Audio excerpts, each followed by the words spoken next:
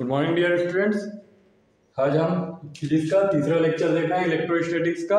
पहले लेक्चर में हमने जस्ट इंट्रोडक्शन देखा था, उसके बाद सेकंड लेक्चर में basics of dimensional formula, vector और इंटीग्रेशन डिफरेंशिएशन, जो कि आगे आपको काम आने वाला है। अब हम तीसरे लेक्चर में फिर से टॉपिक पे वापस आते हुए कूलम्ब लॉ से स्टार्ट करते हैं। ठीक है, तो सबसे पहला हमारा जो टॉपिक है आज का वो कूलम्ब लॉ है।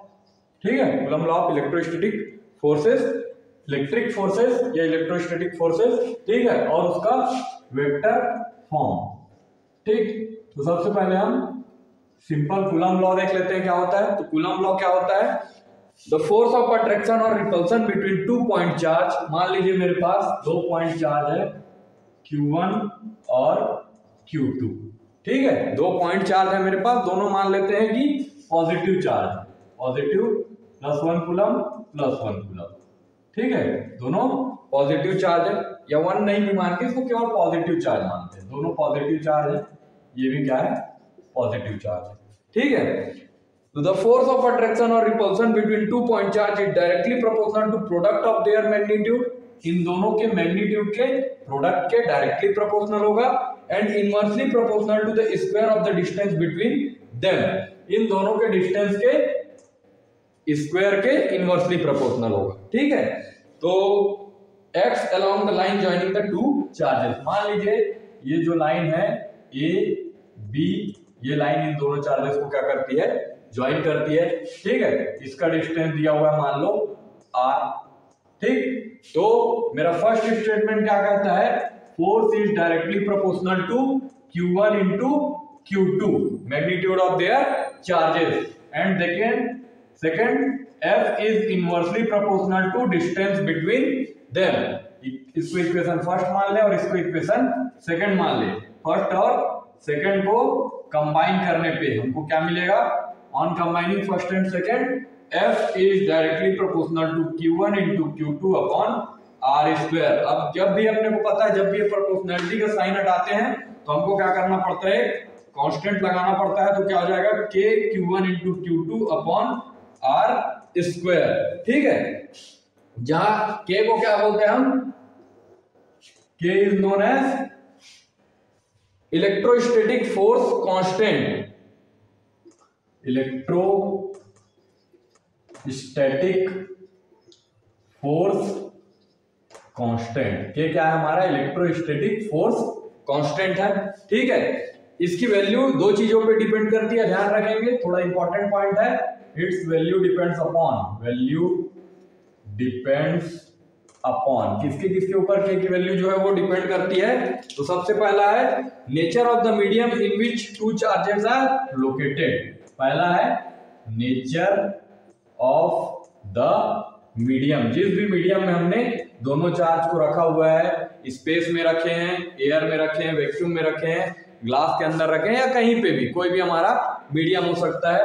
तो वो नेचर ऑफ द मीडियम के ऊपर डिपेंड करता है जहां पे हमने दोनों चार्ज को लोकेट किया हुआ है। और दूसरा system of unit, system of units adopted to measure F, Q1, Q2 and R। अब हमारे पास तीन सिस्टम है, MKS सिस्टम, FPS सिस्टम और SI यूनिट वाला सिस्टम। तो हम तीनों में से जो भी सिस्टम लेंगे उसके ऊपर जो K की वैल्यू है वो डिपेंड करेगी। ठीक है, when charges are located separated in air और vacuum। अब मान लीजिए हमारे पास जो चार्ज है हमारा, when charges are at air और वैक्यूम, एयर और वैक्यूम पे इसकी अगर बात करें तो CGS सिस्टम में क्या हो जाता है हमारे पास? K की जो वैल्यू होती है वो 1, और SI यूनिट वाले सिस्टम में क्या हो जाता है? इसकी value 9 into 10 to the power 9 newton metre square पर कूलम्ब स्क्वायर। ठीक है, यूनिट लिखना कंपलसरी है, बार बार बोल रहा हूं इस चीज को मैं। SI यूनिट जो होगा वो हमारा कितना हो जाएगा? SI यूनिट में K की वैल्यू क्या हो जाएगी? 9 into 10 to the power 9 newton metre square पर coulomb square. The magnitude of force is, और जो फोर्स का मैग्नीट्यूड होगा वो क्या हो जाएगा, और के की वैल्यू क्या होती है यहाँ पे, K equal to 1/4 pi epsilon naught. ठीक है, तो फोर्स का फॉर्मूला पूरा क्या हो जाएगा मेरे पास, 1/4 pi epsilon not Q1 into Q2 upon R का स्क्वायर। ठीक है, अब इसके हम यूनिट की बात करें, किसके, इस एप्सिलॉन नॉट के। ठीक है, एप्सिलॉन नॉट का यूनिट, डायमेंशन और वैल्यू ऑफ एप्सिलॉन नॉट। ठीक है, तो सबसे पहले यूनिट ऑफ एप्सिलॉन नॉट अगर हमको देखना है तो क्या हो जाएगा यूनिट, तो फॉर्मूला है हमारे पास, देखिए F equal to 1/4 pi epsilon naught, epsilon naught को इधर कर देते हैं, फोर्स को इधर कर देते हैं, तो क्या हो जाएगा, epsilon naught equal to 1/4 pi into F Q1 into Q2 upon R square. ठीक है, Q1 into Q2 upon R square. अब 4 पाई कांस्टेंट है फोर्स का, न्यूटन, कूलम और कूलम दोनों चार्ज का, और आर स्क्वायर मीटर का स्क्वायर, तो क्या हो जाएगा, पर न्यूटन पर मीटर स्क्वायर कूलम स्क्वायर। ऐसा यूनिट जो होगा एप्सिलॉन नॉट का क्या हो जाएगा, पर न्यूटन पर मीटर स्क्वायर कूलम स्क्वायर, या इसको ऐसा भी लिख सकते हैं, कूलम स्क्वायर पर न्यूटन पर मीटर स्क्वायर। ठीक है, देन उसके बाद इसके डायमेंशन की अगर बात करें तो डायमेंशन फॉर्मूला हमने आज ही की मॉर्निंग वाली क्लास में देखा था। डायमेंशनल फॉर्मूला की अगर हम बात करते हैं तो क्या हो जाएगा डायमेंशनल फॉर्मूला हमारा, ठीक है, यहीं से निकलेगा। तो एप्सिलॉन नॉट का डायमेंशनल फॉर्मूला निकालना है अपने को, न्यूटन फोर्स का हम जानते हैं mL/T-2, आज ही मॉर्निंग की क्लास में आपको निकलवाया गया है। देन A/T, Q का A/T अगेन अपॉन में क्या आ जाएगा, मीटर स्क्वायर, तो L का स्क्वायर। ठीक है, मीटर लेंथ तो L का स्क्वायर, तो M सिंगल है ऊपर चला जाएगा -1, L दो यहाँ पे एक यहाँ पे, तो L की पावर में -3, T यहाँ 2 है माइनस में और यहाँ 2 प्लस में, ऊपर जाएगा तो T4 और A का स्क्वायर। तो क्या हो गया हमारा dimensional formula, m to the power -1, L to the power -3, T to the power 4 और A का स्क्वायर। ठीक है, देन उसके बाद K के वैल्यू की अगर हम बात करें तो K की वैल्यू कितनी है, 9 × 10 टू द पावर 9। ठीक है, एप्सिलॉन नॉट की हम वैल्यू यहां से निकाल सकते हैं, 1/4 पाई K हो जाएगा, क्या होगा 1/4 × 3.14 × 9 × 10 टू द पावर 9, ये आ जाएगा 8.85 × 10 to the power -12 coulomb square पर न्यूटन पर मीटर स्क्वायर। ठीक है, तो ये हमारा, ये हमने निकाला हुआ है यहाँ पे, कूलम स्क्वायर पर न्यूटन पर मीटर स्क्वायर, ये लिख दिए, और 8.85 इतने न्यूमेरिकल वैल्यू को आपको सॉल्व करने पे मिलेगा। तो ये हमारा, इस फॉर्मूले से हम क्या कर सकते हैं, मैग्नीट्यूड निकाल सकते हैं। कब, जब दो चार्जेस एक r डिस्टेंस पे सेपरेटेड होंगे, उनका मैग्नीट्यूड Q1 और Q2 होगा, तो जो फोर्स हमारे पास आएगा वो कितना आएगा, 1/4 pi epsilon not Q1 × Q2 का r स्क्वायर। ठीक है, इसका स्क्रीनशॉट ले, vector form of coulomb law. ठीक है, तो हम जानते हैं कि दो पॉजिटिव चार्ज अगर हमारे पास होंगे, ठीक है, तो ये एक दूसरे को क्या करेंगे, रिपल करेंगे। अगर दो निगेटिव चार्ज होंगे तो ये भी एक दूसरे को क्या करेंगे, रिपल करेंगे। लेकिन एक पॉजिटिव और एक निगेटिव होगा तो ये एक दूसरे को क्या करेंगे, अट्रैक्ट करेंगे। ठीक है, तो हम कोई एक स्पेस ले लेते हैं, ठीक, यहाँ पे दो चार्ज ले लेते हैं, Q1 और ये Q2। ठीक है, दो चार्ज आ गए हमारे पास, Q1 और Q2। अब ओरिजिन से हमको इनका डिस्टेंस चाहिए, तो उसके लिए हमको एक पोजीशन वेक्टर देना पड़ेगा यहाँ पे। तो मान लीजिए Q1 के लिए पोजीशन वेक्टर क्या है, R1 वेक्टर, और Q2 के लिए पोजीशन वेक्टर है R2 वेक्टर। ठीक है, तो R12, ठीक है, तो R1 वेक्टर इसका पोजीशन वेक्टर, R2 वेक्टर इसका पोजीशन वेक्टर। ठीक है, अब उसके बाद 1, 2 पे जो फोर्स लगाएगा तो क्या हो जाएगा, R12 वेक्टर। ठीक है, इस पे जो फोर्स लगाएगा ये क्या हो जाएगा, R12 वेक्टर, ठीक। और Q2 जो Q1 पे फोर्स लगाएगा तो ये क्या हो जाएगा R21 वेक्टर, ठीक है। तो R12 वेक्टर क्या हो जाएगा, इसको मैं क्या लिख सकता हूं, डिस्प्लेसमेंट वेक्टर। ये क्या है, डिस्प्लेसमेंट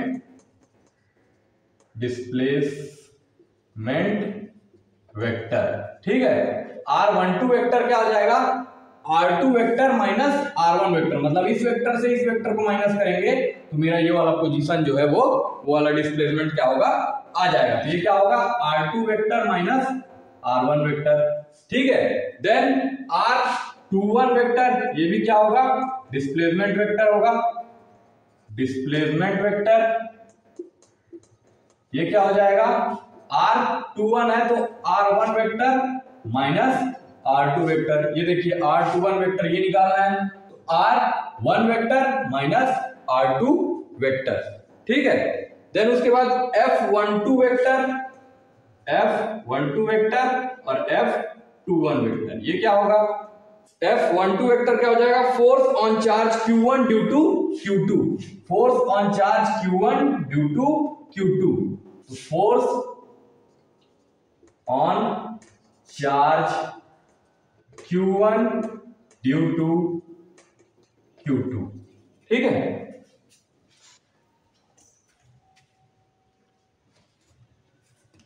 ठीक है, force on charge Q1 due to Q2, और ये क्या हो जाएगा, force on charge Q2 due to Q1, ठीक है। ये हो गया हमारा।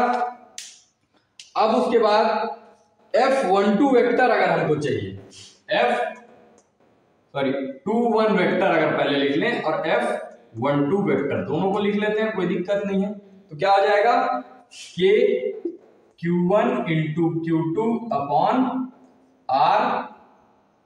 R12 का स्क्वायर, ये हमेशा इसका अपोजिट होगा, ठीक है। F21 है यहाँ पे तो R12, F12 है तो यहाँ पे R21 हो जाएगा, ठीक है।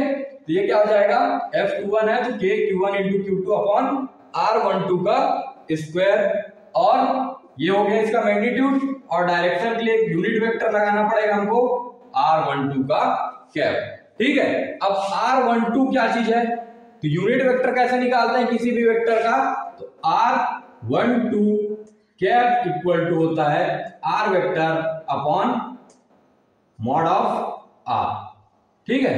या R कैप इक्वल टू होता है R vector upon mod of R, इसको ऐसा भी लिख सकते हैं R वेक्टर अपॉन R, ठीक है।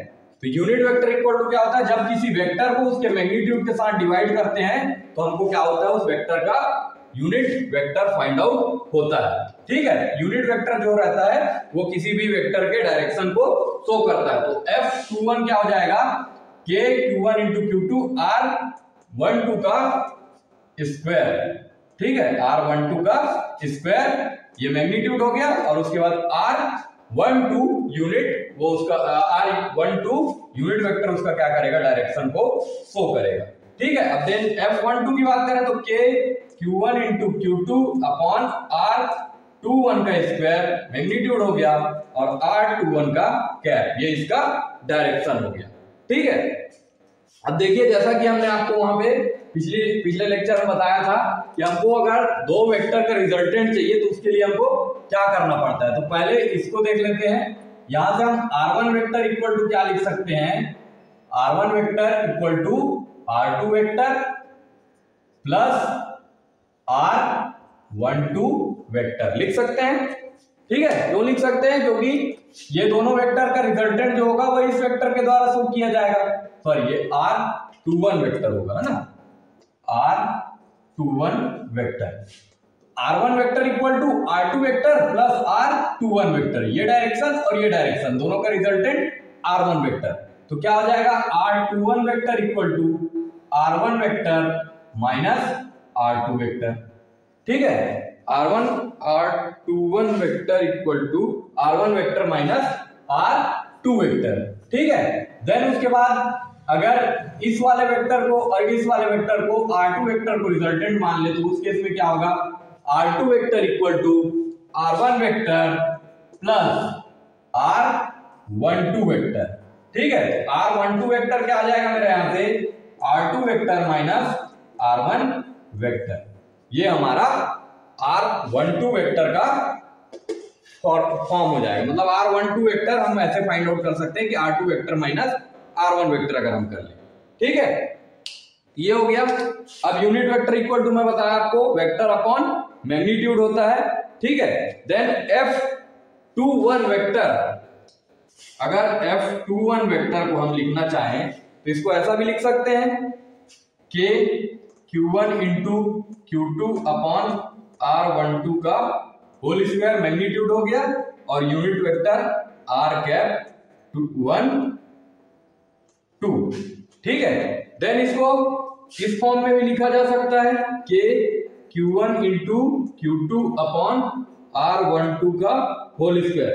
अब ये मैग्नीट्यूड है, मैग्नीट्यूड की जगह में वेक्टर अपॉन उसका मैग्नीट्यूड लिख सकता हूं मैं, तो क्या हो जाएगा R12, ये स्क्वायर है ना। ठीक है, R12 वेक्टर अपॉन R12 का मैग्नीट्यूड, R12 यहां आके मल्टीप्लाई हो जाएगा, तो इसको क्या लिख सकते हैं कि Q1 इंटू Q2, के Q1 into Q2 upon R12 का क्यूब। ठीक है, और उसके बाद R12 वेक्टर। ठीक है, तो इसको और मैं क्या कैसे लिख सकता हूं, यहां पे देख लीजिए थोड़ा सा, के Q1 into Q2 F21 vector equal to क्या आ गया मेरे पास, के Q1 into Q2 upon R12 का क्यूब इंटू R12 वेक्टर। ठीक है, अब R12 वेक्टर इक्वल टू क्या है मेरे पास, R12 vector equal to R2 vector minus R1 vector. तो इसको क्या लिख सकते हैं, के Q1 into Q2 upon R2 minus R1 का whole cube into R2 vector minus R1 vector. ठीक है, तो ये हमारा फाइनल फॉर्मूला हो जाएगा। ठीक, तो ये वेक्टर फॉर्म देख लिए हम, और उसका मैग्नीट्यूड वाला फॉर्म भी देख लिए थे। तो मैग्नीट्यूड का फॉर्मूला अलग आया था और वेक्टर का फॉर्मूला वेक्टर के फॉर्म में आता है। ठीक है, अब यहाँ पे दो केस बनेगा, अगर Q1 into Q2 is greater than 0 है। ठीक है, Q1 into Q2 is greater than 0, इसका मतलब क्या, Q1 भी पॉजिटिव Q2 भी पॉजिटिव, एक केस, और दूसरा केस Q1 भी निगेटिव Q2 भी निगेटिव, मतलब दोनों सेम मैग्नीट्यूड के होंगे। पॉजिटिव के हैं तो पॉजिटिव के, और निगेटिव के हैं तो निगेटिव के, सेम डायरेक्शन होगा दोनों का। ठीक है, तो उस केस में ये क्या डिनोट करेगा, रिपल्सिव फोर्स। ठीक है, अब अगर Q1 into Q2 equal to क्या हो जाए 0, इसका मतलब क्या है, एक पॉजिटिव होगा दूसरा निगेटिव होगा, दूसरा पॉजिटिव होगा तो पहला निगेटिव होगा। तो इस केस में क्या होगा, अट्रैक्टिव फोर्स। ठीक है, अट्रैक्टिव फोर्स। तो ये हमारा यहाँ पे क्लियर होता है वेक्टर फॉर्म। अगर इसमें कोई दिक्कत होती है तो आप बताएंगे, तो हम फिर से इस क्लास को रिपीट कर देंगे, कोई दिक्कत नहीं है। ठीक है, तो यहाँ पे आज हमारा कूलम्स लॉ और उसका वेक्टर फॉर्म खत्म होता है। आगे हम नेक्स्ट टॉपिक कल देखेंगे। ठीक है, थैंक्स।